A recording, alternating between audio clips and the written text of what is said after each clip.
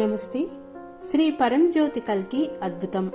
Finland నుండి తులా తొమ్మినన్ గారి స్థితి పరివర్తన అనుభవం ఇది. శ్రీ పరంజ్యోతి కల్కి నేను చాలా కృతజ్ఞుడను. ప్రియమైన శ్రీ అమ్మా భగవానులకు నా ప్రగాఢ కృతజ్ఞతలు. నేను ఇప్పుడు సుమారు 10 సంవత్సరాలుగా ఏకత్వంలో ఉన్నాను. అలాగే నేను 10 ఏళ్ల క్రితం మొదటిసారిగా భారతదేశానికి వచ్చాను. అప్పటి నుండి ఇందులో భాగమై ముఖ్యంగా 74,000 దీక్షా యజ్ఞాలలో క్రమం తప్పకుండా పాల్గొన్నాను. ఈ మార్గంలో దశల వారీగా నా చైతన్య స్థితిలో అద్భుతమైన మార్పులు, పరివర్తనను నేను అనుభవించాను.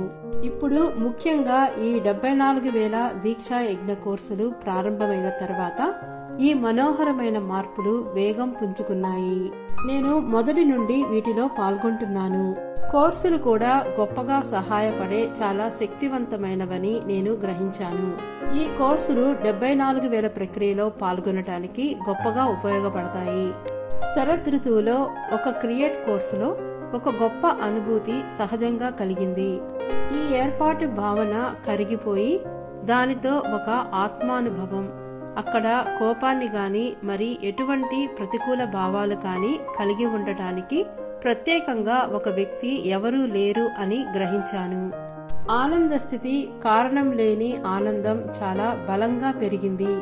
ఏదైనా తప్పు జరిగినప్పుడు కూడా ఆ క్షణాలలో కూడా ఈ అంతర్గత ఆనందం మాత్రమే ఉంటుందని నేను గమనించాను. ఆ క్షణాలలో నేను చాలా తరచుగా బిగ్గరగా నవ్వుకునేవాడిని. నా అంతర్గత ఎదుగుదలకు, మార్పుకు బలమైన మద్దతునిచ్చే అనేక స్వర్ణయుగ ఉద్యమ కార్యక్రమాలను నేను కనుగొన్నాను. ఉదాహరణకు నేను వరదీక్షమాల వేసుకున్నాను. 21 రోజుల సాధనలో అద్భుతమైన సంపూర్ణ ప్రేమ నన్ను ఎలా నింపడం ప్రారంభించిందో నేను అనుభవించాను.